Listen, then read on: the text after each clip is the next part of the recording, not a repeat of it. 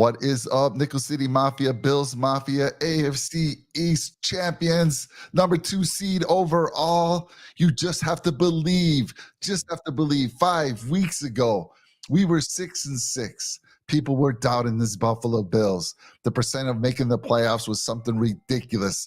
But here we are. AFC East champs again. And we are the number 2 seed. Oh my goodness, what a game, lots to get into. Jake's going to be joining us here in a little bit. I'd imagine Brett's going to be joining us here in a little bit, but we had to get this party started. I saw the chat coming in the channel. My goodness, thank you all for being out there. What a game. Mr. Red, White, and Bills, nobody cooler than Sean Cooler joining me right now. Sean, talk to me, my friend, talk to me. Back to back AFC East champs, baby. Absolutely, I'll take some Jake Podger words. Wasn't pretty, but it was gritty. So, tale of two halves. Dolphins got like 2 first downs in the second half. Josh Allen had that fumble in the third quarter. We'll get to that. Torrance got beat bad on that play. But other than that, way better second half in both sides of the football. We had a hearty congratulations for the longest punt return in Bills history. That's what he saved the game. If he didn't turn that ball back, who knows what that score would have been. That was a complete momentum shifter. And I've been saying the whole season, Mike, and we all probably agreed, he hasn't earned his money yet. And I'm here to say, no matter what he did earlier in the year, that punt return that saved the AFC East absolutely earned all of his money. So, man, what 100%. I feel like you said, man, we were 14% chance to make the playoffs at 6-6. We rolled off 5 wins in a row. We beat Dallas. We beat Kansas City. We beat Dolphins. We beat Kansas City and Miami in their home stadiums. And now we get the 2 seed. Man, craziness. Let's catch up with the channel here. They're excited as much as we are. Battlehawk super fan. Let's go. We got Scott out there. Go Bills. What an effing game, fellas. I am so proud of this team and the resiliency. I was right. Melvin Ingram was an absolute problem. And Sean, I told you about this dude gets a damn sack on us. And he got a cleanup sack off of whatever. blitz. He got a sack and he was giving Spencer Brown some trouble over there on the right side. But Melvin Ingram, yep, a problem. Jake, you're the best. Bethany says hi. Let's get Mr. Padre on here. There he is. Welcome to the party, Jake. Welcome to the party. Listen, I don't do this often, right? I know we got a long ways to go, but this is the most satisfying division win we've had, probably throughout the entire Brandon Beane regime here, right? So it's time to pop open the Pappy right now. I'm going to pour a little glass for myself. I hope you guys don't mind. I didn't drink at all throughout this game. I couldn't. I had to be clear mind, clear thoughts, put my phone away. I didn't even really look at my phone. Yeah. So I'm going to pour this one for you guys because I know you're not drinking. But, hey. Yes. That was a hell of a win. Hell of a win. And Jake, just like you, I told the guys before the game, I said, guys, I need to concentrate on this game to help us get the win. Like that would really help. But it seemed to. But my goodness, fantastic game. Like you said, Sean, Deontay Hardy turning the momentum. What a freaking play. He waited 18 weeks to show up, but earned that $10 million contract on that play. Mm-hmm. Jake, let me throw it to you, buddy. Actually, let me catch up with the channel real quick, and then we'll throw it to you. Battlehawk coming in. Injury report, how we looking? Yeah, we got dinged up a little bit. We got Gabe Davis out. We don't know what injury. It was a knee. Don't know how serious. Non-contact. Yeah, I saw him go off the line and just start coming up limping. Rasul Douglas, a big one. Don't know. At least he stayed in his gear, whereas Gabe came out of the gear. So we won't know. We'll have to wait and see on that one. Dotson. They didn't say anything about Dotson, did they? Anyone hear anything? Shoulder. He never returned, but I don't know. Yeah. Spectre looked decent out there. Spectre He did. That's your guy. Listen, Jake. I knew we could play in this league. It was only a matter of time, right? Didn't expect it to go that way, but we'll take it. What a better time. Hell yeah. What's up, Brett? What's up, Brett? Oh my God. Okay. All right. You scared half the channel away, buddy. Hey, it's okay. I'm okay with scaring everybody away. It's about 11:45, but I am so freaking happy we got that win. A lot of nerves on my mind going into that. I'll tell you, my anxiety was pumping through my chest. I guess that's probably why I had an anxiety attack yesterday. But, man, the Bills played pretty damn good today overall to get the win. But first half had me a little scared. I'm not going to lie. Yeah, we left about easily 20 points on the field, right? We were moving at will. Josh Allen was doing his thing. Of course, he did his thing in the negative way with a couple of interceptions, but man, was he a beast when it mattered most. Unbelievable. That was it. What, 3rd and 15 run that he did towards the end of the game? 3rd and 13. But unbelievable. He gained 15. Yeah. Dude, your man, crazy. Your guy, your lookalike. Fantastic. It was unbelievable, guys. And let me say this. So I'm not doing this prematurely. This is for the division win, right? This is not saying we're winning the Super Bowl, but the next time I will pop open some more Pappy and pour myself a fat, I don't know, what is this, a 5-finger pour? I don't even know. It's pretty fat pour. I might be hammered after the show. That's a shot. That's a shot, Jake. That's nothing. I'm not taking this bourbon like a shot. This is a sipper. But the next time I do this, it'll be on February 11th at about 11:45 p.m. after a Super Bowl victory. Hopefully. Let's go. Well, Mike, I do want to say first, real quick. Yeah. Since I found the black fitted hat. Yeah. Something to be said about it. And I wore the Bills Run the East shirt underneath my Diggs jersey today. Diggs had a fantastic game, and man, let's just keep it going. We all have our superstitions. Like I have my dog now. She's 5-0 since we got it. She wore her Bills gear again. She's 5-0. So we all have our superstitions, which is funny. Scott. Hell yeah. This is a good sign. I mean, Douglas looked pissed they didn't let him back on the field. Dane looked pretty good though, I thought. I don't know, Scott. It was up and down. It was tough task though, man. But it is. You know what? Right. Yeah. You're right. It is a tough Not much task. you can do.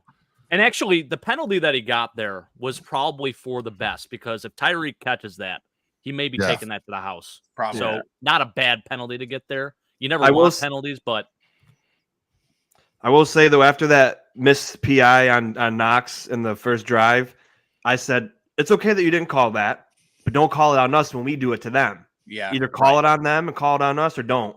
And I knew it was going to come back in later in the game, and it did. Luckily, it didn't matter.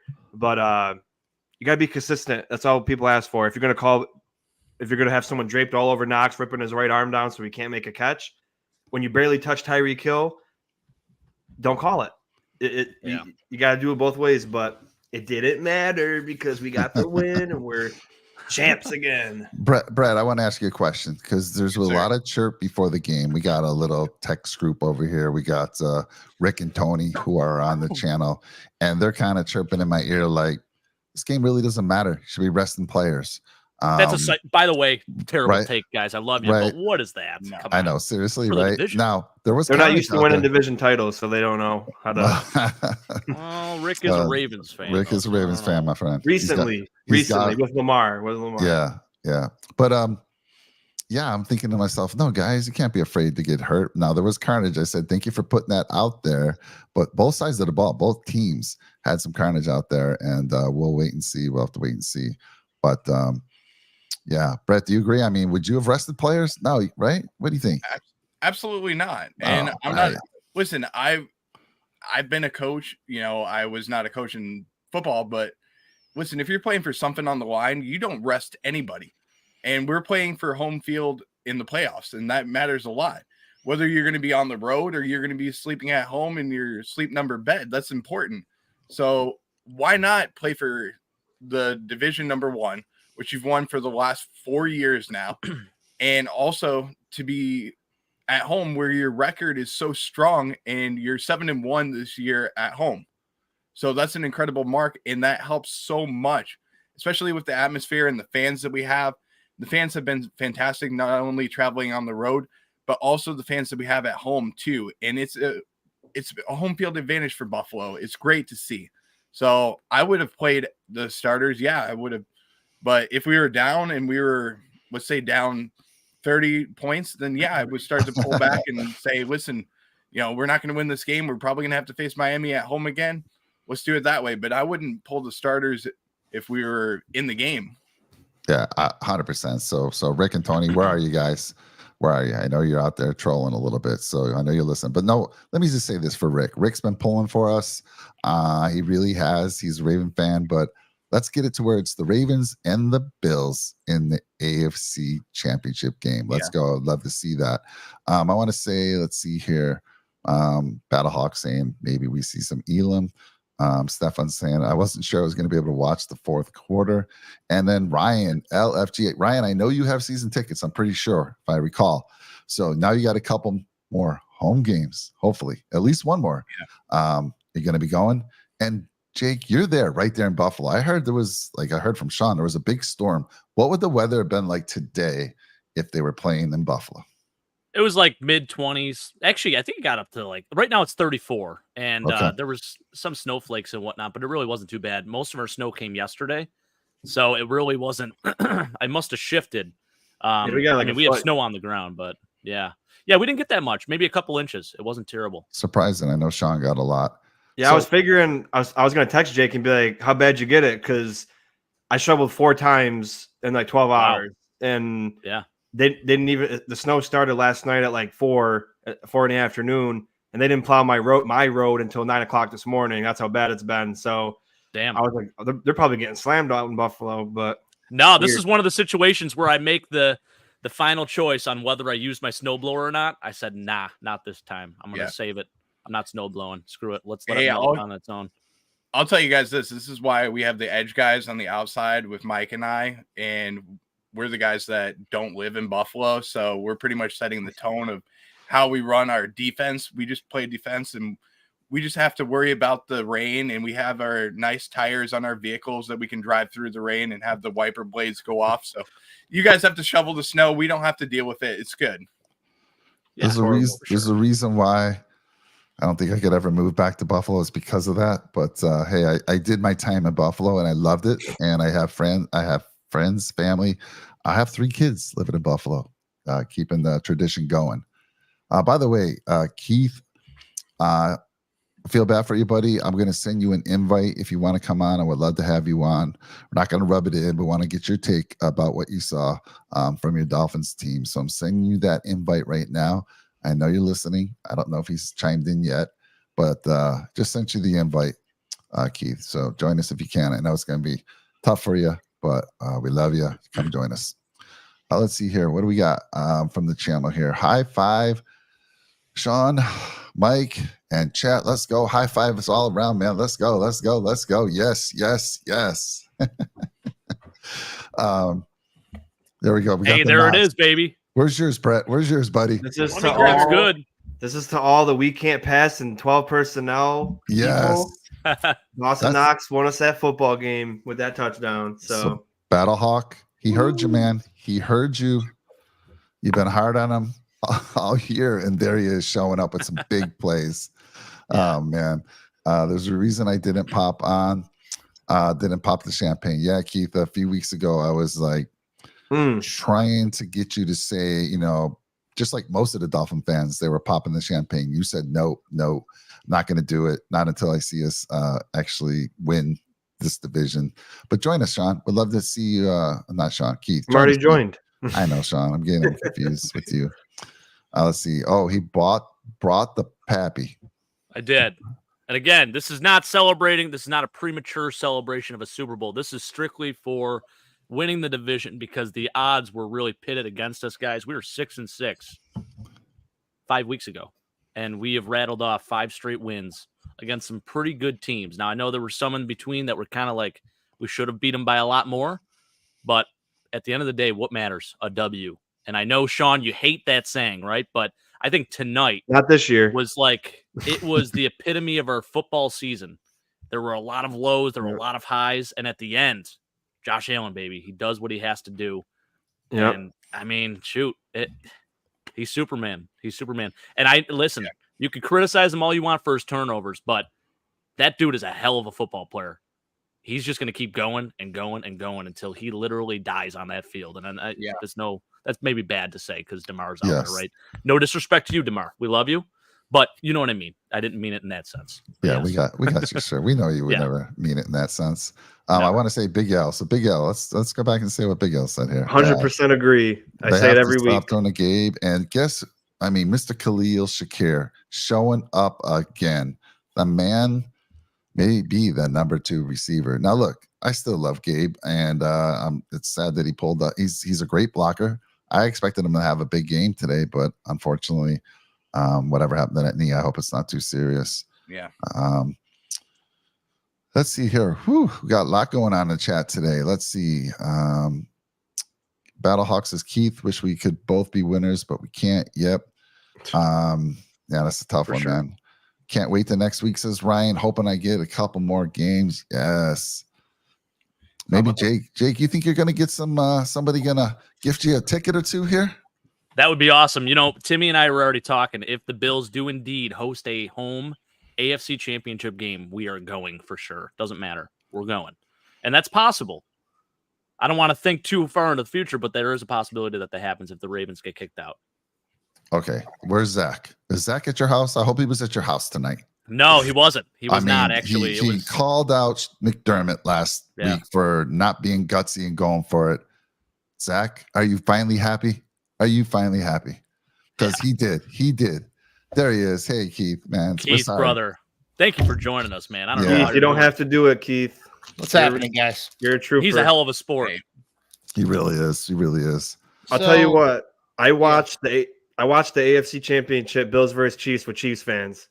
So I understand, coming up here, it's tough because you just want to be like, man, it's weird, but we love you, Keith, and you guys are gonna go beat the hell out of Kansas City. Yes. You guys got a revenge tour set up. You got the Kansas City Chiefs, then you got the Baltimore Ravens, and you come to Buffalo for an AFC Championship, and then listen, Keith, if that happens, we got to get you up to Buffalo. That would be, yeah. I mean, it's a little presumptuous based on how the Dolphins played tonight, but I'm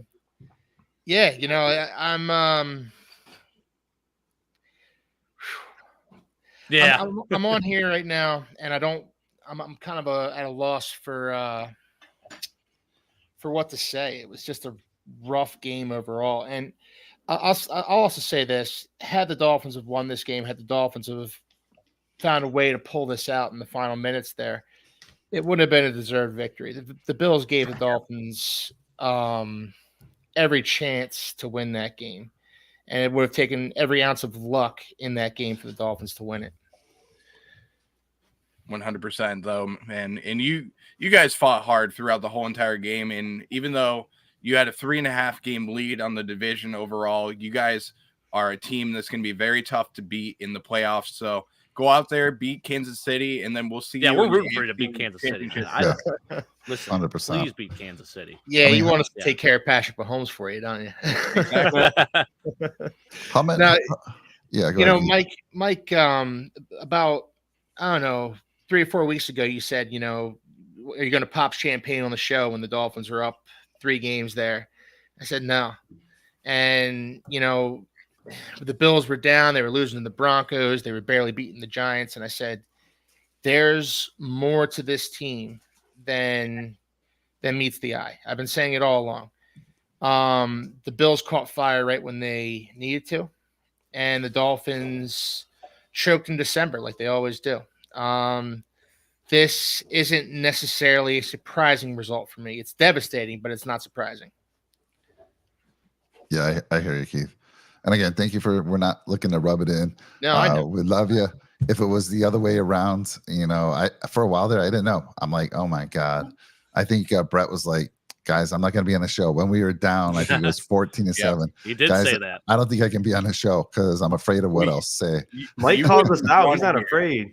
He says he shows our private conversations. I'm telling you, man. And let me just say this: if I had $100 for every time Sean told me that it's over, I'd be retired right now. Let me just say that. But we love you, Sean. He'd be living by Skip Bayless in his palatial estate. I think it brings good karma when you throw that out there. For some reason, things seem to turn around. I want to say hi to some folks out there we haven't seen in a while. Got Jessica Tennis showing up. Good to see you out there, Jessica. Man, What a turnaround. What a turnaround, guys. 6-6. Everybody count us out. For those that weren't believing, kept saying believe, and here we are. Let's see. Keith is good people. Yep, got that coming in from Battle Hawkeye. Absolutely, 100%. Bills could face Ravens in the AFC Championship. They sure could, Susan. Nice to see you out there. Thanks for joining us tonight. And Pat Hawk saying that's a scary thought, Susan. You wouldn't be scared if that was a championship. You'd be ready to go. Oh yeah, be hyped. Bills teams finds a way to win. So let me see here. Let's talk about Josh's journey today, Jake. And I'm gonna have you talk about it. Rough start. It looked like we were moving at will, but talk about his journey from start to finish. Yeah, moving at will, like you said, and it just seemed like every time we, come off this great drive, the drive ender would be a turnover or just a missed opportunity, and it was frustrating. Like I'm not gonna lie, I sat there, I put my head in my hands a couple times. It was tough, but you always got to have that other side where it's like, why are we continuing to doubt this team? They've been able to prove us wrong over the 6-game stretch, so why are we doubting them? Or 5-game stretch rather. So he's a football player. Josh Allen is a quarterback, but he is a football player. He doesn't care. I don't think he necessarily cares about his numbers. He'll throw 6 interceptions, but as long as he scores the game-winning touchdown, or if he puts his team in position to score the game-winning touchdown or whatever it takes, that's all that matters to him, which is what I love. I mean, you even heard it in his post-game presser. A lot of we in there together. So that's a guy that is just an ultimate leader. I think that came into question a lot this year, but you have been seeing an improvement on that front as well. I think his body language has changed a whole hell of a lot. And obviously with wins, your attitude is going to change a little bit too. But I think for him, he didn't get too down when it mattered most. And when it mattered most, he shined, man. He shined on the brightest stage. So yeah, his journey was up, it was down. And Chris Collinsworth said it best. It's the Josh Allen roller coaster ride, right? Yeah. So as a Bills fan, you love it and you hate it. And as the opposing fan, same deal. You love it and you hate it.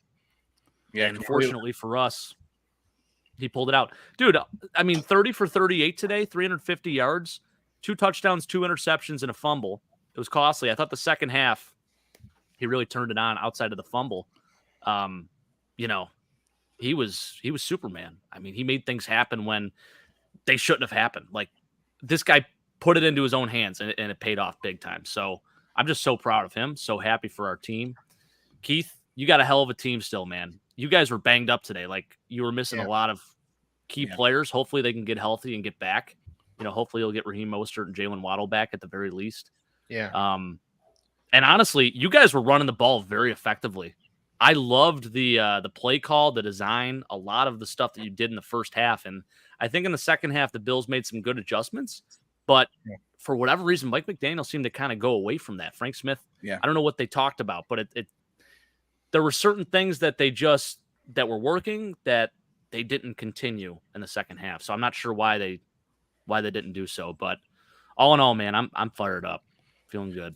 Yeah, Keith, and love you, Keith, man. Thanks for coming on. Seriously. Keith, why don't you talk about that a little bit? Because I thought A-Chain was unstoppable there for a while, and like Jake said, they seem to go away from it. And you've been critical of them at times, like run the ball more. And I mean, you have to be frustrated with what you saw there, right? I was. Another aspect of it though is that the Bills were shutting that play down. They were kind of getting to the outside more. They kind of saw what the Dolphins were doing, shutting it down. And the problem with the Dolphins is they don't have much of a power running game. They have Jeff Wilson, but he's as close as you're going to get to a power running back. He's not Leonard Fournette. He's not Latavius Murray. He's, a little heavier than Devon Achane. So when the Bills took away that outside zone running game that the Dolphins were employing, I don't know that the Dolphins had an answer to it. And that's kind of been the Achilles heel of their offense in the second half of the season when teams are starting to figure them out. If you take away their running game, what are they going to do? You put the ball into his hands, what's he going to do? And the answer was not much. Credit to the Bills for taking that away. I'm not trying to take anything away from them. It's just, I didn't love the play calling, but I didn't hate it either because the Bills were keying in on what the Dolphins were trying to do. Yeah, so you're right. They did adjust a little bit afterwards. But for a while there, it was like, oh my God, we can't stop that, right? Especially going into half. Shakir, 105 yards. Let me verify that. And 6 for 105. I mean, been singing his praises all year since training camp. I still remember somebody. I don't know who it was. Actually, I do, but I'm not going to call him out, saying he might be a surprise cut. Remember that. Keith, and I don't know what Tom's rubbing this in. Can Keith read this in good fun? The Bills make me want to shout. That's messed up, man. Kick your heels up and shout. Come on. I'm sorry, Tom. I'm not there right now. I'm feeling pretty devastated right now. On the summit, you can do it. He came on the show. Yeah. Let me just say this, Keith. I mean, you have tomorrow.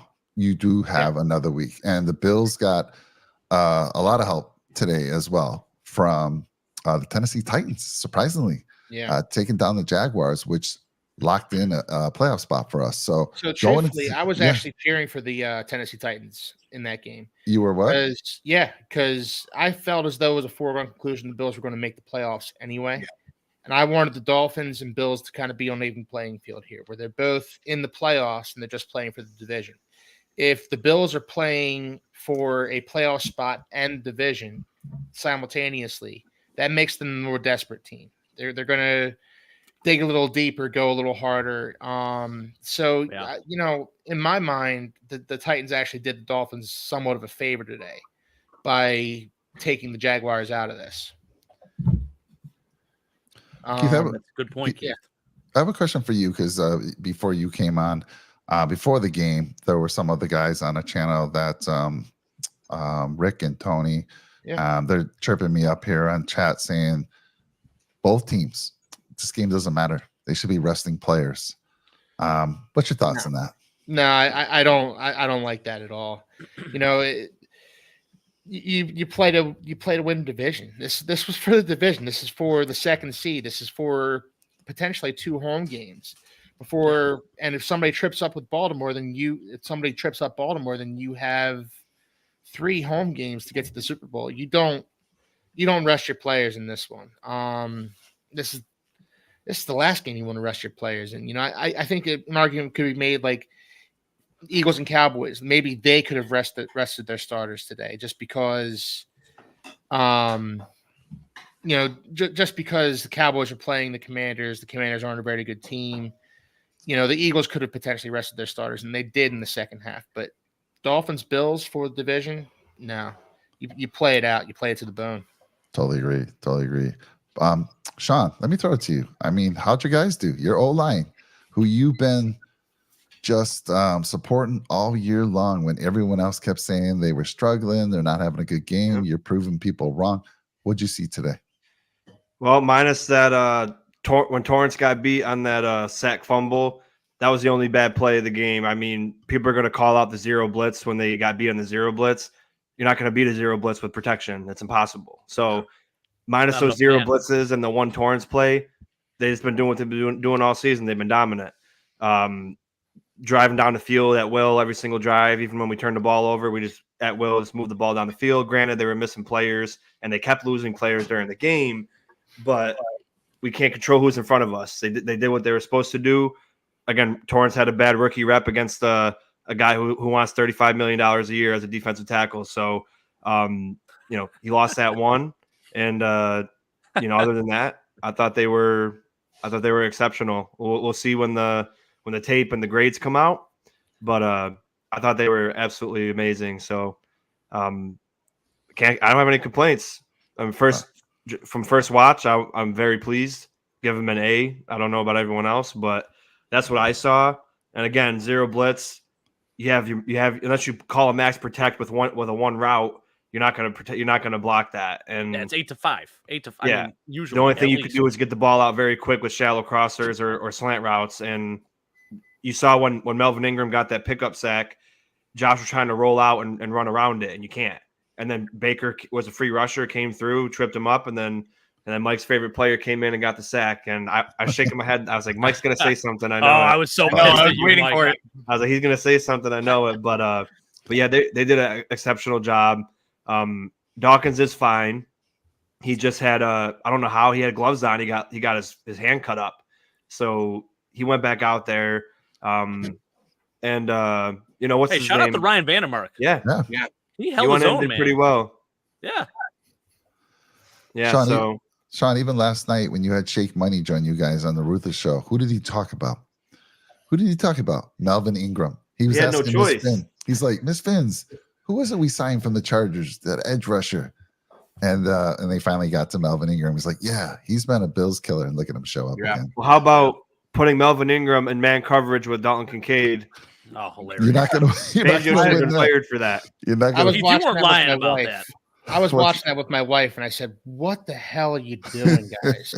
Melvin Ingram and Dalton Kincaid. That Bill's going to win that 10 times out of 10. He should have been fired for Yeah. that. Yeah. By the way, Dalton Kincaid breaks the tight end record for receptions for the Buffalo Bills, beating Atta Pete baby. Metzler's long-standing record. Fantastic rookie year. Blake Amsler says the Bills O-line played pretty well considered all their injuries. Still need to get better to have continued success. So, Brett, first of all, what the heck were you drinking? What is that huge bottle you pulled out? What we got going on there, here? Brett. I got a bottle of champagne that I pulled out. Whoa. All right. Easy.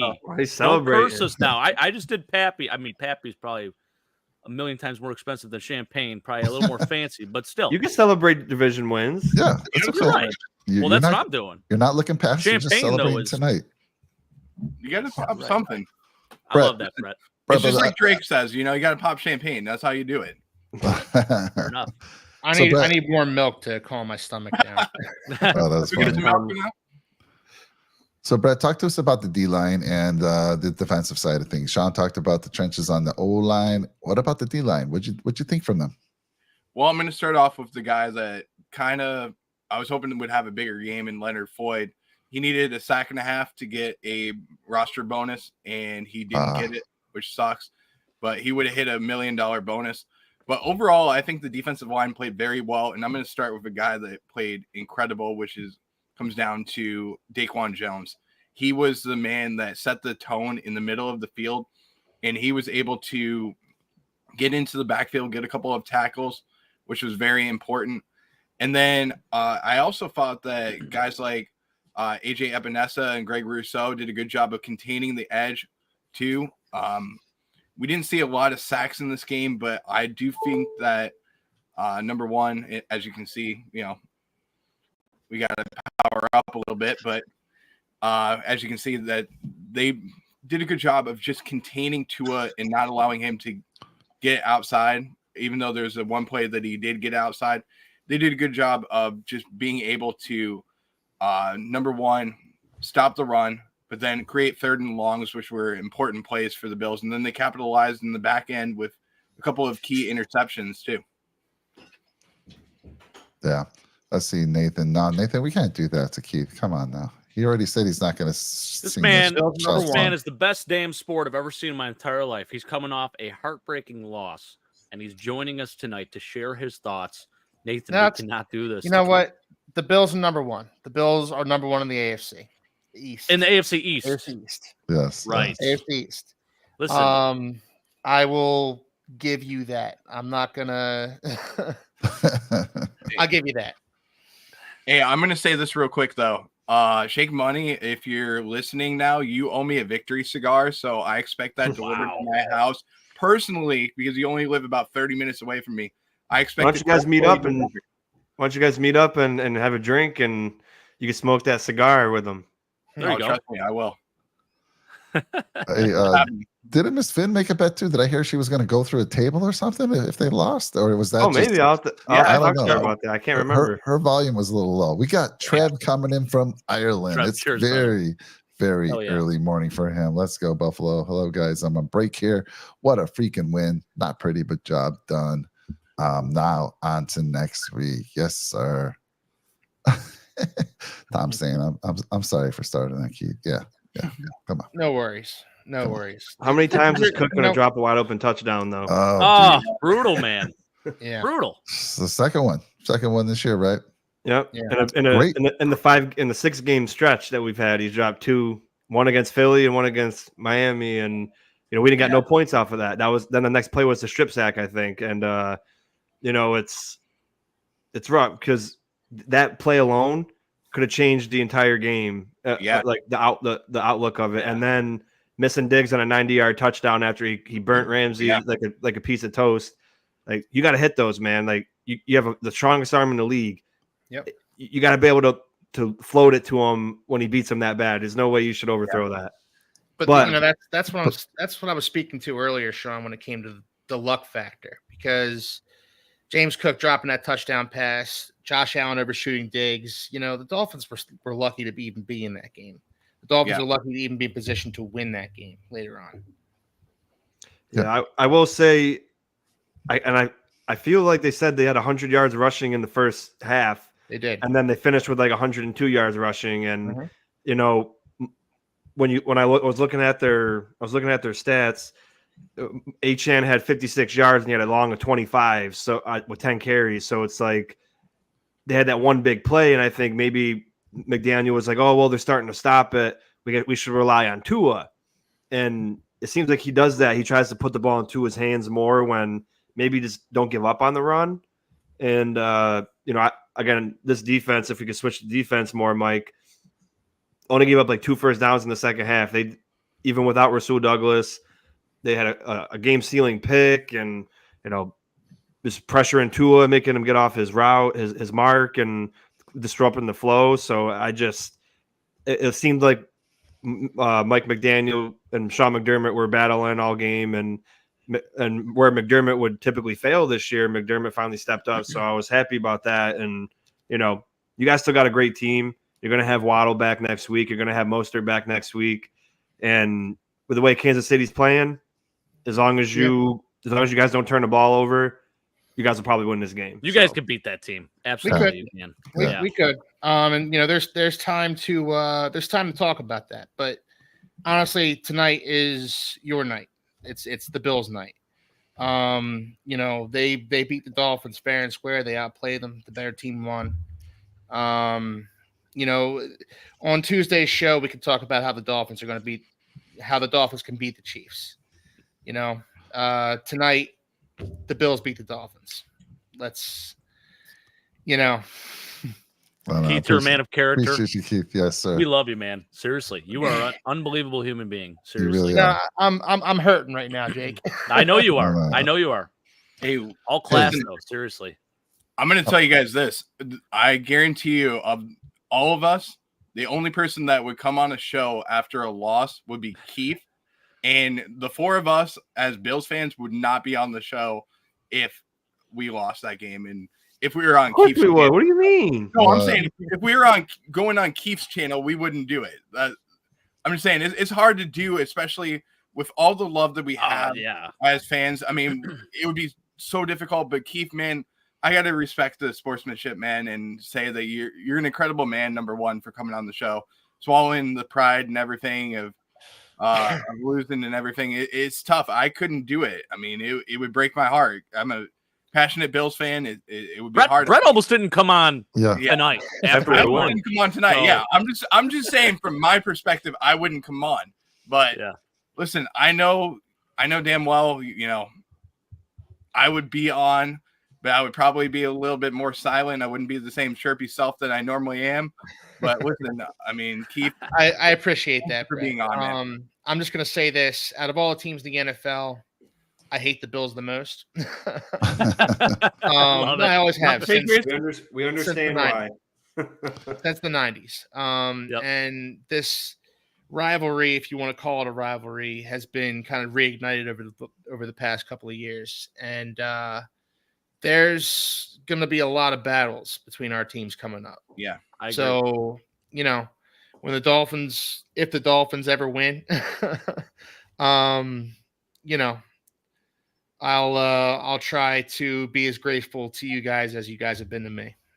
Hey, appreciate it, brother. When you guys win it, I'm going to tell you, when you guys win it, I will be full support of you because you know what? You've been so supportive of us. So I will definitely be sending you over something like a victory cigar or a bottle of scotch or something like that for you, man. But don't tell the rest of the Dolphins fans and everything. It's just for you, okay? Appreciate that, Brett. Guys, what about, we've been talking a lot about Dan Marino and Jim Kelly, and who started off the show? Jim and Dan talking. That was fantastic. I mean, that was absolutely incredible to kind of bring back that rivalry. Those two had a huge rivalry back in the 90s. Fantastic. So I love that we got to see both of them. They're great friends, by the way, which is also very cool to see. And then, Sean, last night on the summit, you had two people join you. You had Miss Fins and Shake Money. And you and Shake Money said, do you see this game maybe turning into a defensive battle? And it absolutely did. 21-14 between these two teams. We were expecting 30, I was expecting, 30 plus for both teams, honestly, or close to it. So you nailed it, you two. Yeah, I said it's either going to be 34-31 or 21-20, and it was close. And I was like, I got a feeling that the Dolphins are going to score and they're going to go for the win. They're going to go for 2, and then they'll be 21-20. But yeah, it was there was some surges of offense from both teams, and then it was just a big defensive battle. So it was a rivalry game to the core, and it was like I said before Jake got on here, it wasn't pretty, but it was gritty, like he always loves to say. So there you go. It was great. We played when it mattered most, and it was the highest of stakes game. So in the beginning, of course, I was frustrated when on a 4th and 1, instead of kicking a field goal, we throw a 50-yard pass to the end zone with 4 people in the end zone. Gabe Davis trips over his own 2 feet, and we throw a pick. And then just Gabe Davis and Josh, like Big Al said earlier, never on the same page. That was the play for the Eagles game, and Josh threw it the opposite way this time. He threw it what Davis ran last time, and then Davis ran the route that Josh was throwing last time, and it got picked. Like, how are you always not on the same page with a guy you've been playing with for 4 years? I'll never understand. And so when that's happening, I'm like, wow, 2 drives, 2 picks. We drove the length of the field the whole entire time. This is going to be just like last year where we lose 21-19 with 600 yards of offense because we can't score. So definitely it was a rough half. And then we buckled down, even with losing a couple players on defense. I was worried. I was like, oh, great. Rasul Douglas, when Christian Benford's our best corner out there right now, Tyreek Hill is going to start feasting soon. And, luckily the defense still came to play. And, Tua did a good job getting the ball out quick. It was tough to get pressure on him. And, having to make quick decisions like that. Sure, it's easy to say, it's easy to block when you throw the ball in a half a second, but to make a read and a decision in a half a second to 2 seconds is really tough to do. So, he made some big plays, and there was a couple drops, and it was definitely a type of battle where you're biting your nails off and pacing around the floor. And my stomach was upset the whole game. I had a nice little Mexican dinner, had some queso dip with some of those tacos with the dipping sauce and the beans and rice. And that's never good with anxiety, man. I'll tell you that. So I had to eat like 4 Tums, and I was just like, man, they're gonna do this to me, aren't they? And again, it was a great battle. Go to war. 2 teams going to war for a big purpose. Like he said, the 2 seeds on the line. And yes, now it's anybody's game. We're at 1 o'clock. 1 o'clock. Unfortunately, I wish we were at like 4:30 or something because I got to work. So I gotta zoom past and get home in time. But start soon, baby. Tyreek, as good as he was, he had 13 targets, 7 receptions for 82 and a touchdown. But he had a couple key drops. Yeah, a couple key drops, which was surprising. Not if you've been watching him lately. Ever since he injured his ankle, he's been dropping more and more balls. It seems like his concentration's off. His house just burned down. Yeah. No, I don't think Tyreek's head was fully in the game the second half of the season. He dropped an easy touchdown against the Ravens last week. A gimme touchdown. He hasn't been the same Tyreek that we saw, the same motivated Tyreek that said, I'm going to get 2,000 yards. He hasn't been that same guy the second half of the season. Yet he was good enough to do his acrobatic somersault and land the 10. I mean, if you got a bad ankle and you're doing that, little surprise in there. It's like, whoa. Yeah. Slow down on that. Well, let's see here. I want to get to Tom's question. He's got 2 questions. What was with the commercials? It was the same 3 commercials over and over. I didn't notice that. Of course, I'm not really paying attention to the commercials. Yeah, I didn't notice that, Tom. I'm usually running for a snack or doing something. Typically refilling my drink or some snacks. So I didn't see that. And then he said, why didn't the Bills go for the field goal at the end? And it was a long one. So Jake, I'll let you answer that one. Yeah, it would have been about a 54, 55-yard field goal. So I was okay. I'd rather go for it and try to end the game rather than kick a field goal and risk it getting blocked or something like that. And I know there's risk on every play, right? But to me, it just made more sense to end the game and put it away that way. Of course, it didn't happen. Defense stepped up. But, yeah, I was okay with them not taking field goal. If he misses it, Jake, the Dolphins get an extra 8 yards. That's true, too. Yeah, that's a very good point, Keith. Yep. Very good. Yeah, because it's where he actually lines up and misses from. So they get that extra 8 yards. So very good point as well.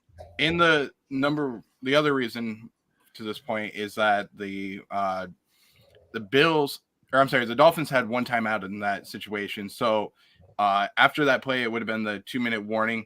So I believe the clock would have stopped, and the Bills could have gone for it and made it, and then the clock would have stopped. So you had to get the first down. If you got the first down, you can knee it, you win the game. Or you don't do it, and they have 1 timeout, they can go down the field and score. And that's pretty much where Buffalo was at. They weren't going to take any time off the clock. They were out of field goal range, I think, for Tyler Bass in that situation.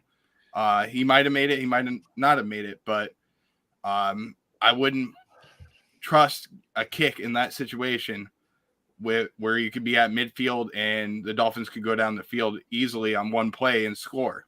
Well, for the record, Brett, I wouldn't have hated either decision as a Bills fan. Going for the field goal and missing, it's like, all right, well, we went for the 2-score lead. Going for it on 4th down and not getting it, well, we were going for the win. There's an argument for both. As a Bills fan, I don't hate the decision. Even though the Bills didn't make it, playing Monday morning quarterback with this decision really isn't, Listen, really I just feel like even though he didn't get it, 4th and 1, you're running Josh Allen every time. Yeah. You can't. You can't not do that, right? Yeah. And he's been getting it all game. He's been, 4th and 1 has been. Except for the 2 times it mattered most, he didn't get it, and then could have cost the game. True. For sure. Yeah, I'm with you there. That you got to run Josh. I would have kicked that one, if I'm being honest. Yeah, really?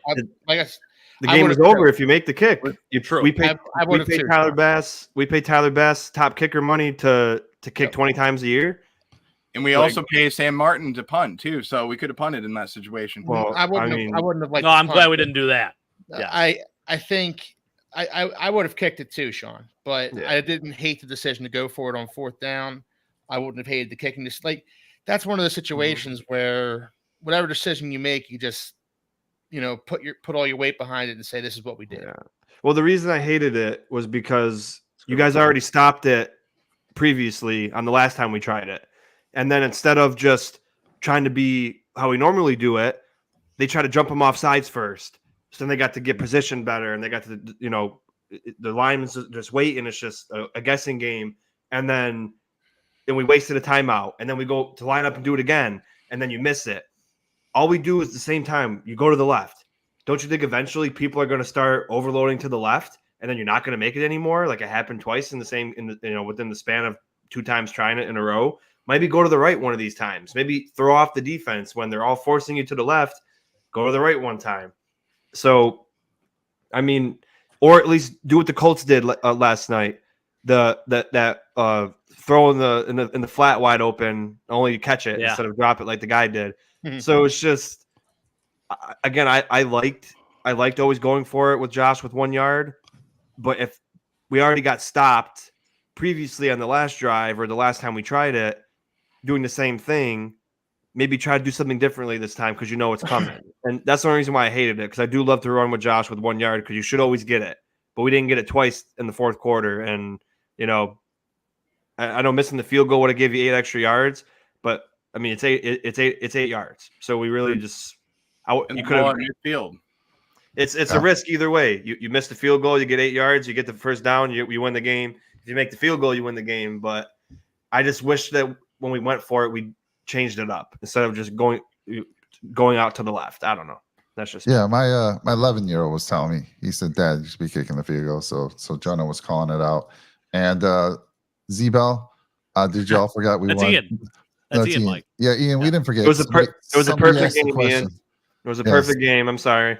Somebody asked the question whether we should have gone for it on 4th and 1 or kicked the field goal. So we're just giving our opinions on that question. I think I liked it more just because it, like Sean McDermott, I feel like didn't waver after we went for it the one time and didn't get it. So I'm like, oh, he's never going to go for it again on 4th down. So I think that's why I liked it so much, is because he didn't like get into his own feelings and go back to like how Sean McDermott usually is in those types of situations. So that made me feel better about that decision. But I do understand the reasoning, obviously, for kicking. Yeah. Makes sense. So my decision would have been to either the first time draw him off sides, and then you take the timeout, understand that situation. I would have went back out with the same exact play, try and draw him out off sides, take the 5-yard penalty. Then you're backed up 5 more yards. You can punt it, pin them down into a deep situation where they have to drive the field. And that would have been pretty smart, because you never know. Listen, Christian Wilkins could have jumped off sides. You never know in that situation, but I'd take the time. I think you got to take with George, baby, whether it's a field goal or a first down. Yeah. I don't love willingly giving the ball back to the Dolphins there, Brett. Yeah. I wouldn't have given the ball back, but I would have came out and tried to draw him off sides. If I saw something that was a good opportunity where we can get the first down, but I would have tried to draw him off sides, see what happens, and then possibly either go for it, and I'm totally okay with going for it, but I would have also been okay with punting the ball in that situation, because it's all about field position. That's what we're playing for. And yes, we're playing to win, but we're also playing for field position when you're up. And if you kick that ball, like Sean says, ball's at the 50-yard line, and 50 yards for the Dolphins to go versus 98 yards, different ball game. So I'd play for field position in that situation and put the trust in the defense. And the defense was balling out at the end. They were balling out. Yeah. I think but the Dolphins are that one big play or mistake away where it's like they're going the distance, it almost happened.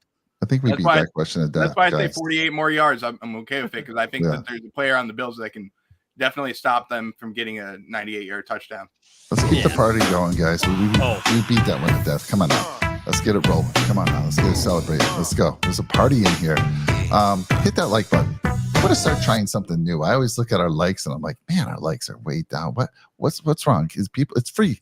Just hit it. If you're out there, I see a bunch of you out there. Just hit that like button for us. I actually watched a few podcasters. I won't call them out. I love their shows. But they'll sit there for the first 3 minutes and they don't say much. They're like, hit that like button. Hit that like button. Hit the like button. And they keep going. And because it helps us. It helps us. And we really appreciate it. And if you really want to help us, drop a nickel on that subscribe button.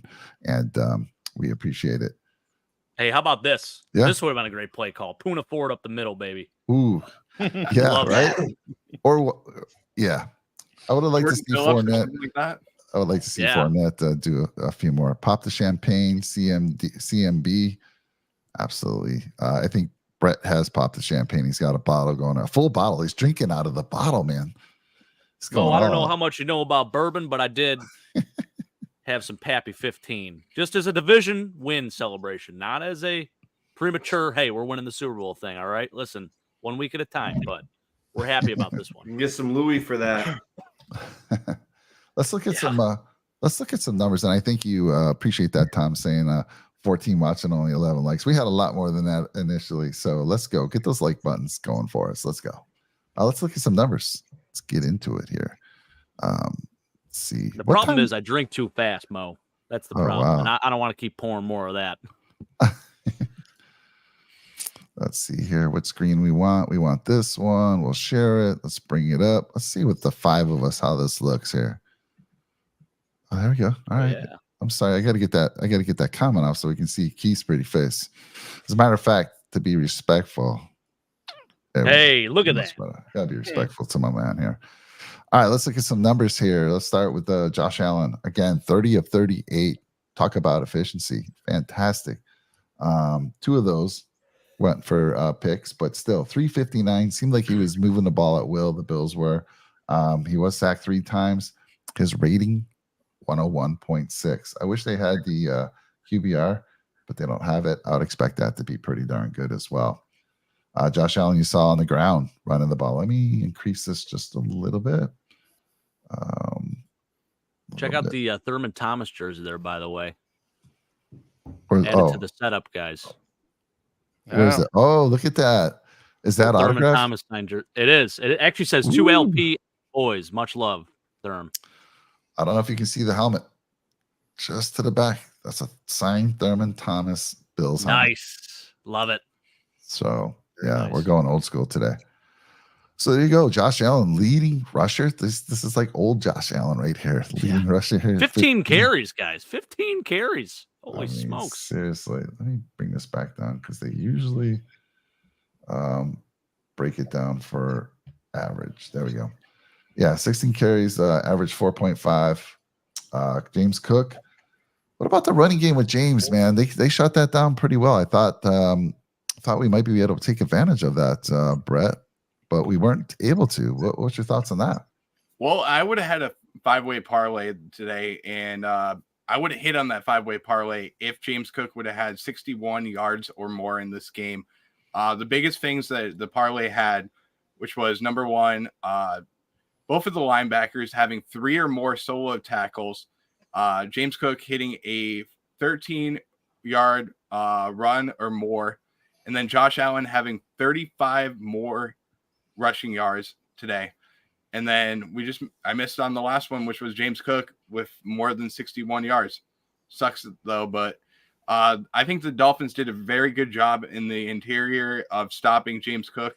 I felt like the Bills could have bounced the ball outside a little bit more, which is an area that they struggled with today. I would have went off of Deion Dawkins' side and run the ball a little bit more. Just didn't give him enough times to try and get the ball going. But 13 carries for 36 yards. You got to do a better job of running the ball in those situations. And I felt like we didn't do a good enough job. So that's why you saw Leonard Fournette get a few more carries today. In truth, Brett, like they tried the outside run with James Cook, but a couple of times there, Brandon Jones came slicing through. Yeah, he defense and shut that down. The that was actually one of the few areas I was happy with the Dolphins shutting down James Cook. But Josh Allen, 67 yards rushing. That was an area going in that the Dolphins defense has always struggled with. Josh Allen, well, running quarterbacks in general against this defense. But Josh Allen especially, he's always been one of those guys that, they have a tough time bringing down. They had a few opportunities to get those yards down to the 35 to 40 range, and Josh just broke tackles.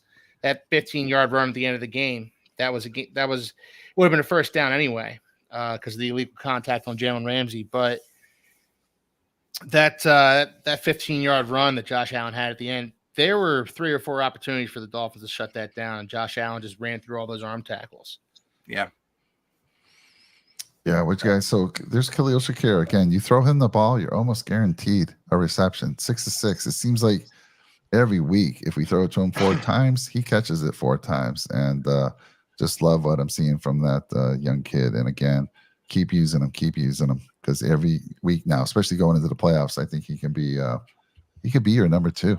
He really could. And he's got sneaky speed. I mean, yeah, he does. He took that one, right? It was just going right down the sideline. And I'm like, is he gonna somehow take this to the house? But then Diggs was a great showing from Diggs. Again, he was 8 targets, 7 catches. He would have had what was that? Probably a 70-yard touchdown that Josh missed him on. No, it would have been longer than that. Was it longer than that? 90. Yeah. Was it really? We were at the 10? Yep. Oh yeah. I think if you're trying to extract any positive out of that, Josh has been underthrowing those lately. So at least good to see him overthrow one, not throw an interception there. But I mean, how nice would that have been if they connected on that shoot? Jalen Ramsey knew it too. You could see him smiling after that play a little bit. Got lucky there. Let's see here. That's Tom saying, I accidentally clicked into a one stream of yours and I was really confused for a minute. What do you mean, Tom? Interesting. He must have clicked on a different stream. By the way, guys, I do want to reiterate. We talked a little bit about this earlier, how the Titans defeated the Jaguars, which was huge for us. I think I sent it. I did send it in our Discord. So shout out to Scott Archambault, who watches our show. Great guy. He texts me and he's like, "Hey man, I just donated to Derrick Henry's foundation." And I'm like, "That's freaking awesome, man." So I'm going to do the same thing. And this is a thing that Bills Mafia always seems to do. They kind of rally around each other. And anytime another player or another team does something good that benefits us, we find their charity and we donate like crazy to it. So I went ahead and I donated $17.14. Maybe that gave me some good juju for tonight. You look at Josh's numbers, you look at Steph's numbers, much better game for Steph than years past. Full circle there. See how I did that? Yes. I love it. You always, you put good karma out there, you get good karma back. Right. Tom, one of your older streams, Tom, we've been going now for about 3 years. Nickel City Mafia started 3 years ago. So if you caught one of the older ones, it's probably it's probably pretty comical, especially if you caught one before when it was just me. So I wonder which one it was that he was looking at. Funny stuff. Maybe you and Troy or something, Mike. No, initially I was doing my own. I still remember my inaugural stream where I had some tech issues. Like I had two microphones and I was getting this echo. But hey, I kept it because, it's for the kids, for the family, so they can kind of see my story when I'm not around someday. But Tom, be interested to see which one you did. Stefan says, better put your big boy pants on to hit Josh Allen, because if he's running downhill, he's laying the wood every time. Yep. Yeah, we saw that today. So true. Let's just finish out some stats here. Kincaid had a great game. That was funny with Melvin Ingram China. We talked about that early on. You're not going to win that battle. Don't even try. Sherfield. Okay, look, let's face it. We got a little lucky. You got to get a little lucky, Keith. And that deflection, you had to be saying to yourself, I know it's not my day. It's not my team's day when something like that happens. Are you freaking kidding me? And it had to be Sherfield too. He was on the Dolphins right here. Well, you know what? That crazy play makes up for Cook's a wide open drop touchdown. So what a crazy. Fair enough. It was what a day for Sherfield to get his first touchdown of the season against his former team. Yep. That is crazy. I'll tell you this much: it makes up for all the times that he hasn't been used in the offense this year. So he also made a huge catch on Joshua Laser through three defenders, and Sherfield was able to catch a great ball when he had a couple drops last week. So he had 3 for 24, but one of them was a crazy that touchdown catch. The fact that he was paying attention, the fact that he had that focus, the fact that he was able to get both feet in bounds, that was just incredible. And then again, that one play that was I think it was a third down conversion or like a second and long, where Josh had to rifle it into him and he was able to catch it, have the focus there too. So great couple plays for him.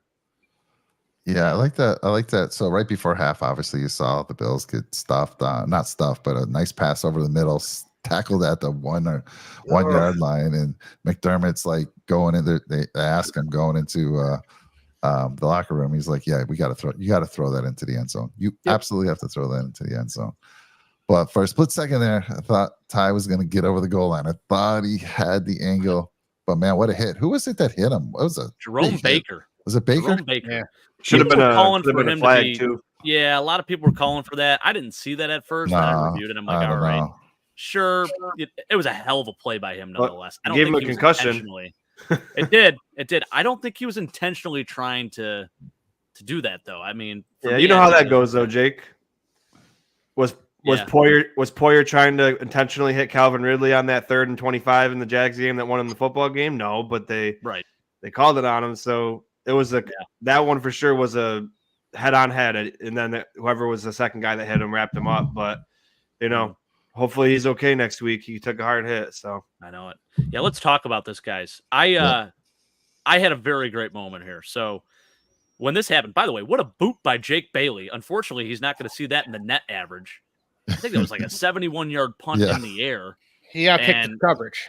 Yeah, and I'm like sitting there. I'm like, oh my gosh, he's taking this at the 4-yard line. What are we doing here? I'm like, just don't do something stupid here. Deontay Hardy, I feel like that's a name, a guy that is super explosive. We brought him in. We had such high hopes, and it just hasn't panned out. We've seen like little pieces of it, but today it paid dividends, baby. He took it all the way back, and that's what ignited us. I mean, it was incredible. Today was really like, as much as you could say like, hey, Josh Allen won us this game, which he absolutely did. There were some very key plays made by players that I feel like we've been maybe either calling out or players that we haven't seen much from this entire year. Trent Sherfield, Deontay Hardy, Taylor Rapp at the end of the game. Those are three of them right there. Balin Spector, baby. Yes. So, yes, this was unbelievable. And shout out to the special teams, too, for getting it done and not holding on that play. I saw Poona Ford out in front there. I'm like, do not hold on the punter here. Come on now. Hey, guys, I'm gonna jump off. Congratulations. Have a nice Absolutely, night. Keith. Appreciate you, Keith. Brother. I'll talk to you guys, on the chat and everything. We'll see you on the summit Tuesday night, buddy. Looking forward to it. Absolutely. All right, you guys Love have a you, nice man. night. Take care. Good night, man. MCK, I haven't seen. I don't know how you say that, Mick. I'm not sure how you pronounce the name, but thanks for joining us tonight and appreciate the comment. Yeah, we talked about that right off the get-go before you guys joined us. I mean, it took 18 weeks, but Hardy earned that $10 million contract on that one play. He sure did. You're right, Jake. I mean, it was like at first you're like, he had been pretty much fair catching everything, and then he takes that one. I'm like, really? And then boom. Yeah. He makes one We're just person waiting miss. for something bad to happen, honestly. Yeah. Well, he had to make a person miss, and he did finally. And then boom, you saw what developed there. And like you said, next thing you're looking for, is there a flag? Is there a flag? There was no flag. Let's see here. What do I say to Hardy next time I see him at school drop off? Oh, cool. That is cool. All right, Ryan. What would you say to him, Jake?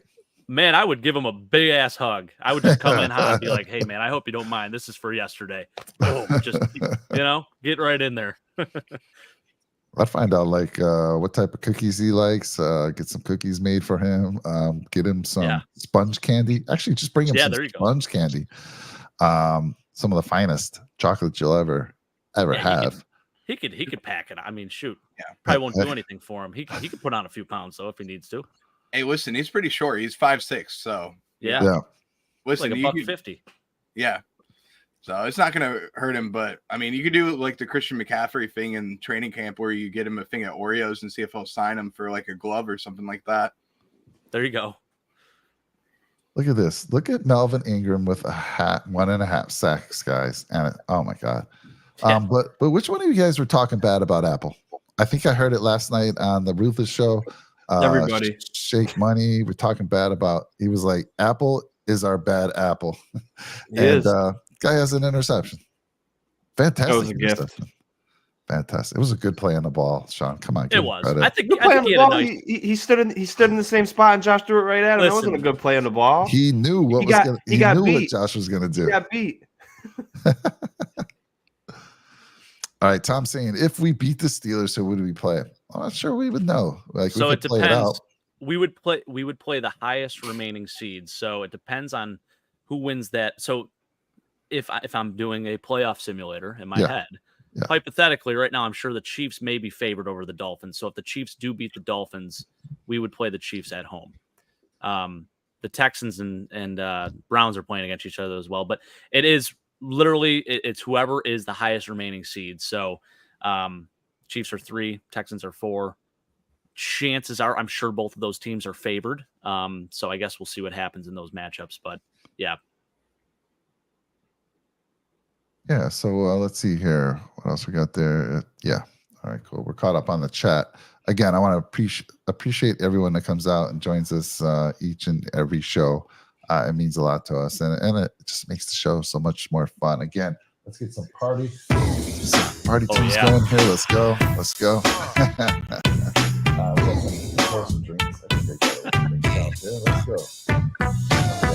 I'm not going to pour one, but yes, in case you missed it, I did pour some Pappy, and we're ready to go, baby. Got Matthew coming in saying, "What's up, boys? I'm late AF," as you know what that means. Everyone knows that, but damn game, go boys! But yeah, what a game! I mean, seriously, CMBs. I'm drunk. Hey, you and a hell of a lot of other people, CMB. I'm well on my way right now. Anyone else you guys want to mention on the defensive side? So I did want to ask a question. Von Miller was active for this game, right? I don't think I saw him on the field. He was out there. He didn't do a whole hell of a lot, though. Damn. I don't even think he registered a tackle. No, I don't think he did. Hey, I'll tell you this. There's something that's wrong when you see that Gabe Davis has more tackles than Von Miller today. Yeah, right.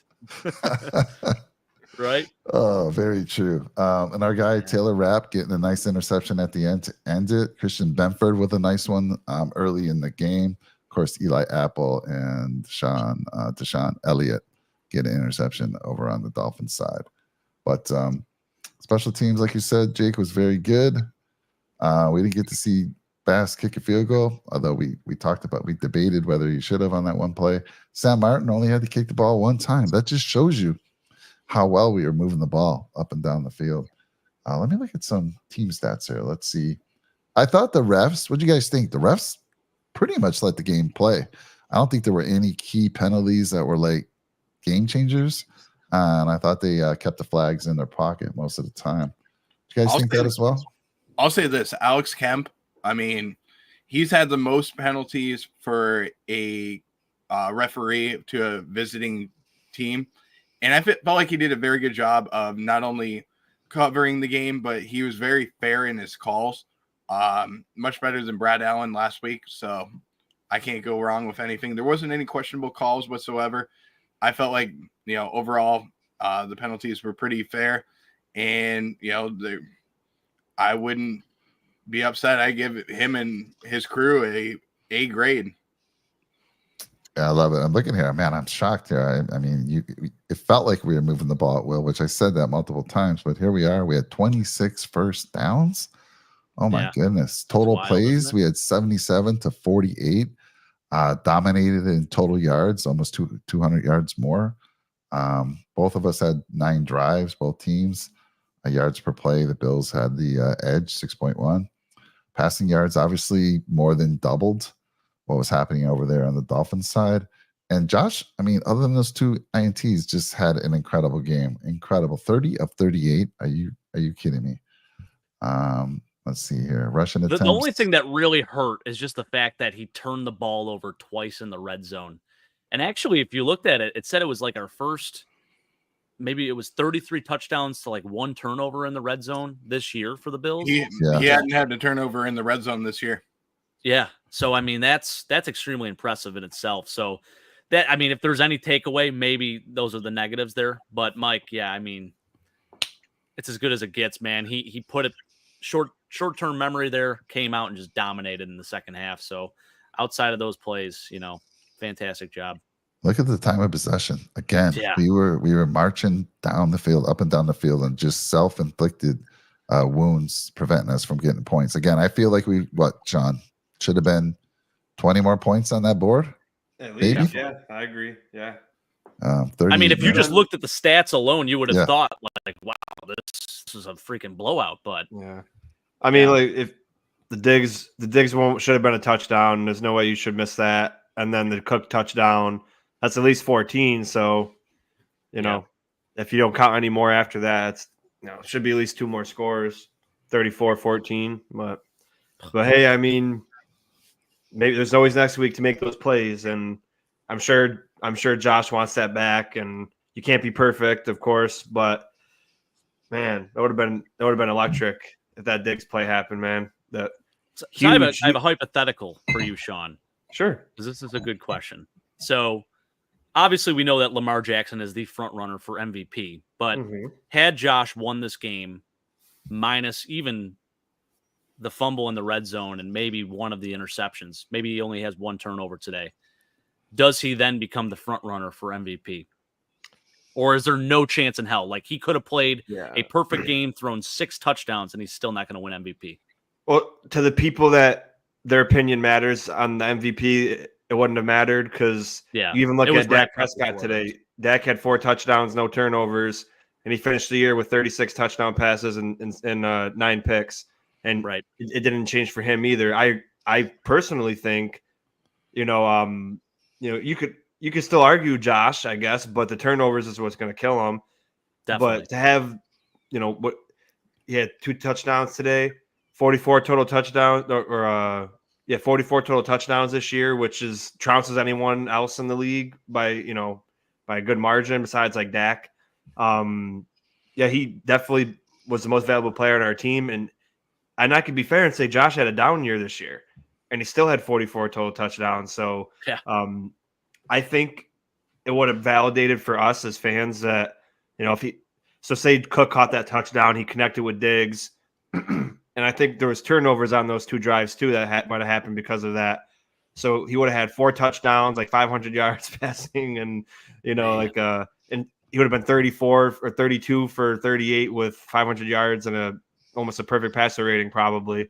So it would have been you might be able to argue it, but I think they wrapped Lamar up last week. I think they just already automatically, unfortunately, because it's kind of not fair to other people that were in the running.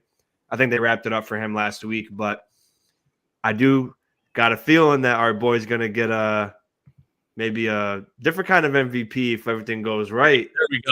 That's the most important matters, right? What do you think, Jake? Do you think it would have do you think it would have changed the other people's minds? That I think had he played like a perfect game, there's a chance because, I mean, you got to admit, like a 5-game winning streak, you take the 2 seed, you win the division. That's pretty damn impressive. 100%. And really, a lot of this is on Josh Allen, guys. Let's be real here. We're probably not winning 5 in a row without Josh Allen. So actually, I guarantee we're not winning 5 in a row we don't win this game without Josh Allen. So as much as he did hurt us, and you're just sitting there shaking your head like, oh my gosh, this guy is going to single-handedly lose us the game. He just as much won us this game. So it's like, look at that stat line, dude. Like it's crazy. It could have been out of this freaking world if I know. Just connect with Diggs that one time, man. You got 430 passing yards, 3 touchdowns, 1 interception, and you blow out a team out in their house, and again, we're still very happy. I don't want to upset anybody. Yeah, of course. But even again, Josh had a down overall year, but still almost matched his best year's total touchdowns with 45. He, as Jake mentioned, he had the turnovers in the beginning, but he came and balled when it mattered the most. And we put the ball in his hand, and majority of the second half, he just controlled the game on his own, and it was nice to see when it mattered, he came through. And as Matthew said, he still had 101 passer rating, even with 2 picks, which is insane. That just goes to show how good his game was, minus those 2 picks. So he's just a football player, man. The guy just loves ball, and he's so damn competitive, and he wants to win at all costs. And sometimes it beats him up, it beats the team up, but it's so refreshing. And as much as I have a heart attack most games, I mean, I love it. I wouldn't change it for the world. And Mike, we lost the turnover battle and still won the game. I know it's rare. It's rare. Yeah. And if I was to tell you that our only sack that's not an error right there. Our only sack came against Devon Achane. Isn't that wild? Yes, they did try to do a trick play there and have him throw the ball. But yes, that was our one sack. It's tough to get to them. It really is. He gets rid of the ball so fast. It really was. So let's see here. Let me stop sharing this. And let's go around the board. And, let's give each one of you get 1 game ball today. Only 1. All right. And you can't give it. Here's the rule. You can't give it to a whole position group. Can't say the whole O-line. I know, Sean, you always want to go with the easy route. It's the whole O-line. No, got to give it to an individual player today. Right. So, Brett, I'm going to start with the young gun. Oh, man. I'm going to start with the young gun. Who's getting your game ball? Who's the channel? Who are you giving game balls to? Hold on. Let's get that music pumping one more time. Get everyone feeling good. It's a party. It's a party here. Let's go. I'm going to start rapping. I got some raps I can break out. But let's go to Brett here. Brett, your game ball. Mine's going to be the easiest one, and you're probably going to be surprised. You're going to think that I'm going to say Josh Allen. I'm not going to go with Josh Allen. I'm going to give the game ball to Deontay Hardy. I felt like he was the difference maker in this game, and he made the Bills have a ton of energy today. So it comes down to Deontay Hardy, but you said I couldn't give it to a position group. I was thinking about the position group that I would give it to. It would have went to the special teams unit. I felt like a major difference that we saw from them, but Deontay Hardy was the spark for the Bills today. And, this is the one time I'm going to say it, that I was so happy that Matthew Smiley was smiling that he saved his job. Yeah, he saved his job. So definitely, but definitely Deontay Hardy has to have the MVP and game ball for me, even though Josh Allen definitely deserves it too. Yeah, I like what Matthew said here. Did you guys all see that when they showed what Fangio was saying about Josh Allen? And he's like, awesome. He's like Elway on steroids. He's like, not that Josh does steroids. He was trying to backpedal on that. It was funny. It was funny. The comparison between Josh Allen and John Elway is definitely starting to come full circle. And I see a lot in him. Let's just get a ring, though. That's the one thing I want to see from Josh. But overall, I'll be happy with the comparisons between Elway and Josh Allen. Yeah. So, Sean, your game ball, my friend. Let Jake go first. You still have to think about it. All right. No, I got two in mind, and I want to see where Jake goes. So. All right, Jake. I mean, the obvious would be JA-17. I think I have to. I'm gonna do it. But I do want to give a special shout out to someone, Josh Norman. This dude brought the juice on the sidelines, fellas. Did you see him running up and down? He was fired up. He was locked in. I mean, that dude is a player coach, and you love to see it. I mean, this guy, he's 35 years old. He can still play specials if he needs to, but he was out of uniform, but he was doing his thing on the sideline. Very important key piece right there. He's the hype man, the ultimate hype man. So I want to give a special shout out to Josh Norman for that. Shout out to Bills Mafia too. My gosh, what was it? 71% of the crowd, actually, I think it was. They said on 71? The one sign. Wow. The one sign said 71% covered with Bills fans in Hard Rock or something like that. So I don't know how true that is, but I don't know. The Ruthless guys were asking that question too. How do they know? Yeah. I just don't get it. So basically ticket sales. I did hear something today. I heard that whoever does it, they were messaging Dolphins season ticket holders and revoking their season tickets because they were selling all their tickets to Bills fans. So people were actually, there could have been a season ticket holder for 20 years, and then they lost the privilege because they kept selling the tickets to Bills fans, and they're like, stop giving your tickets away. Go to the football game. That's hilarious. So, but yeah, I don't know if you guys caught the end of it, but you know, like Jake, when me and Jake stayed after the Bucks game and people were hanging out, almost like the whole bottom rows were all Bills fans left, and I was like, wow, they really. I didn't know they were going to be that much. I know they were going to travel well, but it seemed like it was like definitely over half was there, and I was for sure thoroughly impressed with. And I'm gonna ask Mike and Jake because Brett and I talked about it. Do people in Buffalo work?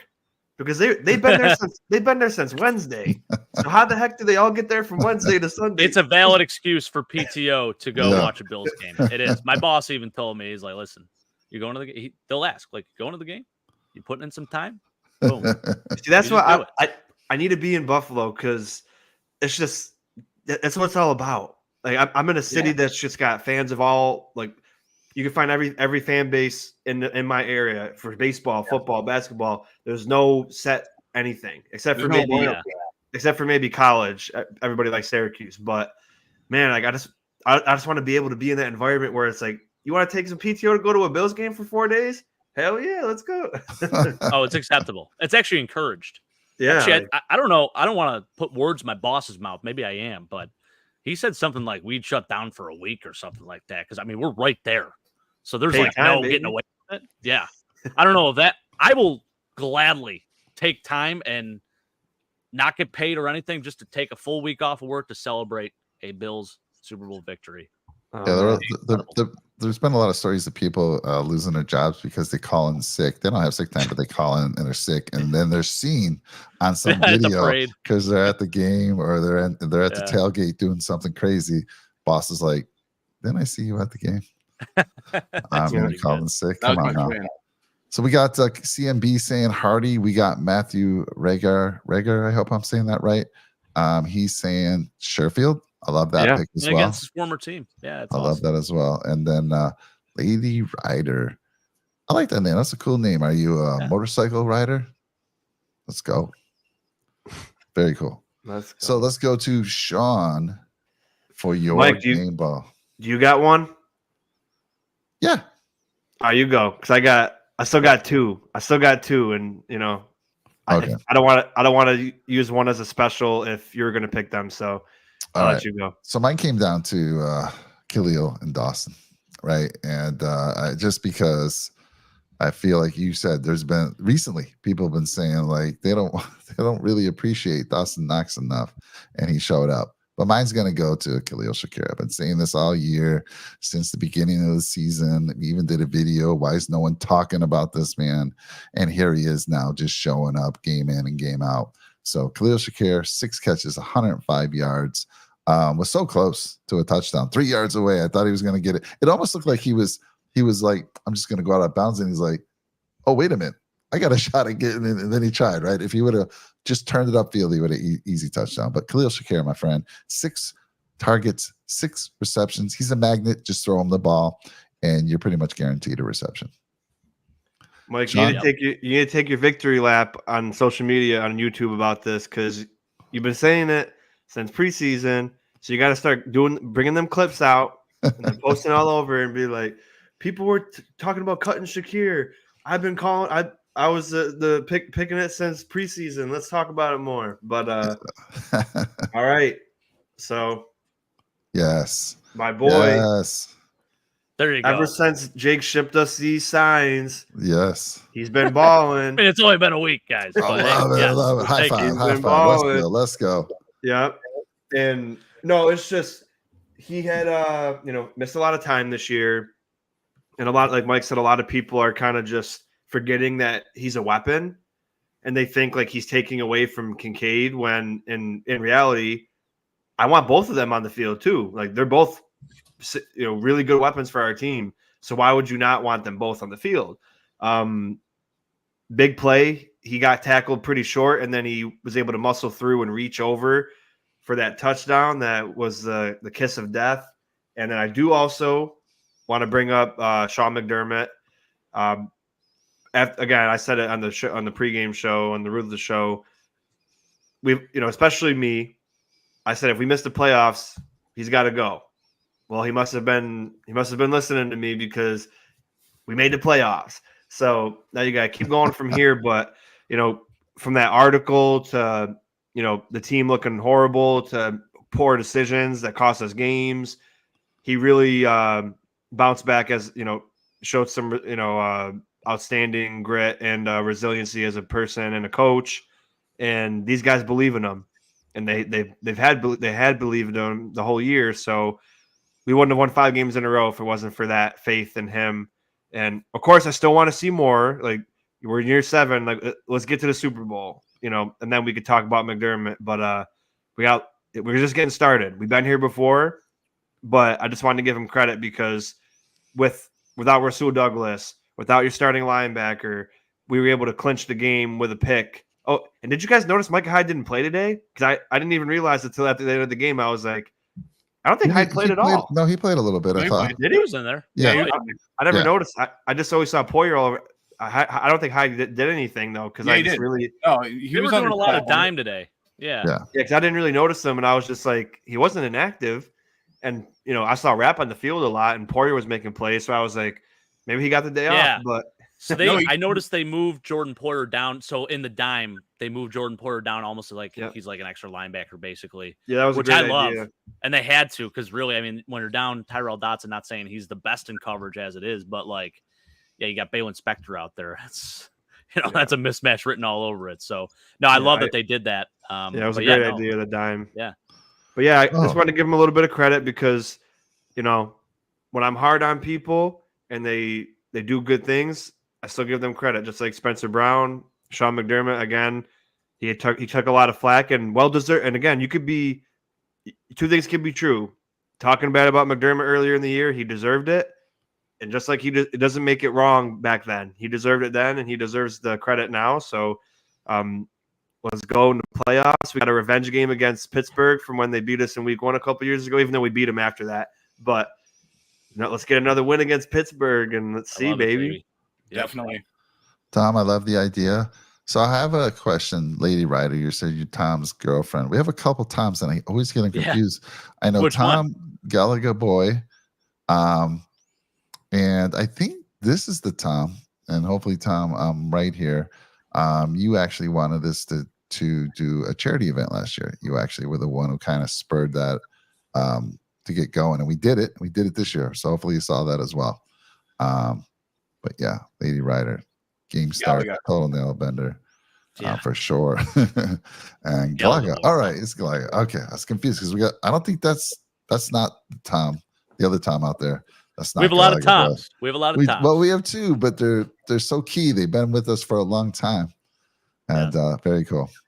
Love that. Where's Tom, by the way? So is that Tom? Is that your boyfriend out there? I don't think it is. I think Tom uses a different name on the channel. Yeah, let's see if we can scroll. Oh wait, I don't know. Tom I'm S. confused. Yes. There you go.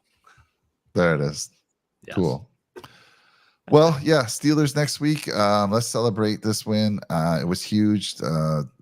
Again, always believe in this team. Believe. You got to believe. And again, 6-6. Everyone's like, there are a lot of people, even a lot of folks that are very optimistic, didn't really think the Bills were going to be able to pull off winning 5 in a row. And let's face it, if we didn't win 5 in a row, we're out. Well, no, we didn't have to win today, right? We didn't have to win. So 4 in a row, but still, things worked out our way, and the team pulled it off. And it wasn't easy. It hasn't been easy all year. Even today's game was a struggle. Yeah. And hats off to, I have a lot of, because of Sean, I seem to have more Dolphins fans than I've ever had in my life, because he's all over the Dolphins podcast, and they're great people. Miss Finns, Shake Money I met, TD Finns. I know they're feeling they're paying Keith, our boy Keith. But hats off to you. Your team played a damn good game today, and I expect they'll do pretty well in the playoffs. Also here, out of all the teams, though, a Steelers team struggled to beat a Ravens second and third string. I'm very hopeful. I'm hopeful too, but not. Guys, right? The Steelers have a fantastic defense. It all comes down to, is TJ Watt? Somebody told me he's going to be missing hurt, the game, but he'll probably play because apparently he wanted to go back in the game. He's got a grade 3 MCL sprain, so if he does play, I don't think he'll be 100% TJ Watt. But this is a game for my big boys to step up. You got Cam Hayward in the middle. You got TJ Watt. You got Alex Highsmith. This is going to be a very physical, tough game. And again, like Matt said, I'm not worried. Mason Rudolph. I'm not worried about Mason Rudolph. So if we can not turn the ball over on defense and play a tough physical game, edge them out 21-17 or 17-10, there might be a game like that. But ball security is going to be very important. Apparently, I've heard it's going to be cold and snowy in Buffalo, they were saying, Jake, next week. I don't know how true that is, but they're saying on the broadcast there might be some snow. So it's going to be a very gritty. This is a Jake Podger type game for sure. Hell yeah. To the T. Hey, did you catch Collinsworth say something about putting Reggie Gilliam in the game? No, I didn't hear him. No, I heard that. Oh yeah. He said it. I just want to let you guys know there was a Reggie Gilliam shout out. Next week's a Reggie Gilliam type game. So yes. No real advantage though, because both Steelers and Bills are cold weather teams, so no advantage as far as the weather advantage. Yeah. But we haven't really seen a true snow game in Buffalo yet, so I think we're about to see one soon, Jake. I hope so. Yeah. I hope so. There's something so nostalgic about it, Mike. That is football. When you watch NFL films, what games do you like to see? You like to see the weather games. You like to see the games that have snow falling down, slow motion plays happen. There's nothing better. And especially in Buffalo, man. I just want to ask, are you sure? I mean, did you see the Jets and the Patriots game? I want that. You want that? I want it. I want it. Bring it, baby. What'd that game end up being? Was it 9-3 or something crazy? 17-3. 17-3. Breece Hall, by the way, what a day for him. Carried the ball 37 times, I think it was. Wow. Insane. Yeah. Wow. Well, speaking of Steelers, I'm sorry. I've been drinking a lot tonight. A lot of Cokes. I don't know. Drink too many Cokes. This is important, though. I want to keep the hype going a little bit longer. I'll say this. We have some good news from the Buffalo Bills, too. So I want to mention this. I don't know if you guys have seen, and I know Jake is close to the stadium. We got a stadium update earlier in the week, and I want to mention it because Steelers time and the Steel is coming up for the Bills Stadium. Yep. So that's good news to see. They're right on track for the 2026 season. So let's get that new stadium opened, and we'll start to see it going vertical, which is great. Oh yeah, brother. Yes, sir. 2026, right? That's when they're going to open it up. Yep. And that's something we should start saving our money for, guys. Let's be there for that. Let's be there for that opener. $1,000 a ticket. You've seen how much the tickets were for the Miami game. I can't imagine how much they're going to be for the Bills opener. Jake's got some inside connections. He's got to. I can figure it out. We'll figure something out. Yeah. All right, gentlemen. I want to end it. It's been a little over an hour and a half. Again, celebrate, enjoy. You'll see some of these guys again on Tuesday night on the AFC East Summit Show. You'll see Keith. You'll see Jake and I back Wednesday night for our Wednesday night tailgate show. You'll see the Sabres Edge on Tuesday. Lots of stuff going on. You'll see the Ruthless show every Saturday at 8:30. Red, White, and Ruthless. That's Sean and Brett. And get on over to their channels, Red, White, and Bills and Go Bills podcast. You don't even have to go very far. Just go look down in the description here. If you're on your desktop, you'll see a nice little button that says Great Channels. Just click their button. You're subscribed. That's it. Let's go. Check out their content. They do amazing things over there, and we really appreciate the heck out of them. Nickel City Mafia wouldn't be where we are today without them. So thank you guys. Appreciate it. Let's go, Bills. Have a great big night. Hit that like button. Drop a nickel on that. Subscribe for us.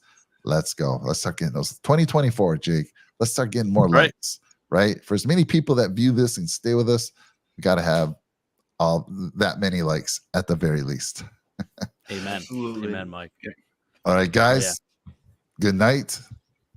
Go Bills. Go Bills. Bills. See you next week. Bills up. Jim Kelly over Dan Marino.